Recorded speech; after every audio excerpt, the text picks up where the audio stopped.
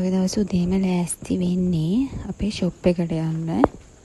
අපි දෙවෙනි වරටත් අයිස්ක්‍රීම් දන්සරක් දෙනවා ෂොප් එක ළඟ.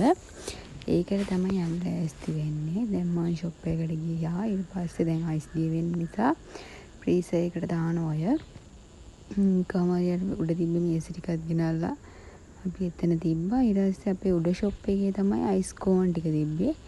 ඒ ටික පල්ලෙහාට ගන්න එපා. ඊට පස්සේ අක්කයි මායි නම් ගියා අයිස් කෝන් ටික ගන්න.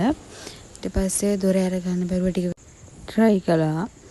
ඊට පස්සේ ඉතින් දොර කොහම හරි අරගත්තා. ඒක අරින්න ටිකක් අමාරුයි. අද උදේ ඉඳන්ම වහිනවා. කොහම හරි හයිම වැස්ස පැයක් විතර වැස්ස. අපි හිතුවේ අපිට දන්සල දෙන්නත් බැරි වෙයි කියලා. දැන් අපි ඔය අයිස් කෝන් ටික පල්ලෙහෙන් තියන්න තමයි අරන් යන උඩ ෂොප් එකේ තිබිලා. අයියලා කරන්නේ අර පොනි මදන ලණු ගැට ගහන්න එපා.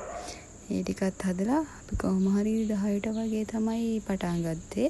අපි හිතුවටත් වඩා සෙනග ආවා. ඉතින් ඇත්තටම සතුටුයි.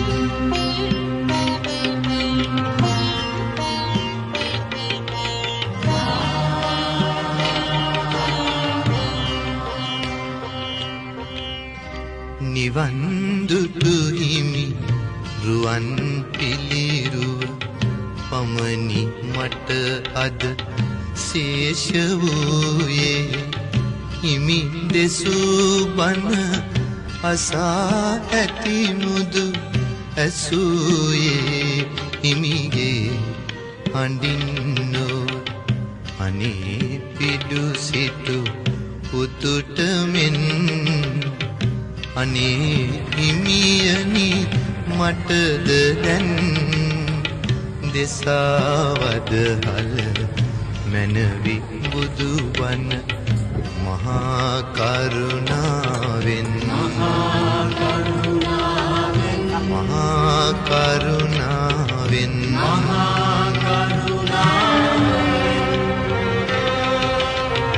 ඉතින් ඔහොම තමයි අපේ දන්සල වුණේ. මම මෙතන හැමකුත් ආයි වීඩියෝ කරන්න ගියේ නැහැ. වීඩියෝ එක මෙතන එන්ඩ් කරනවා. ආයි වීඩියෝ එකකින් හම්බ වෙමු. බයි.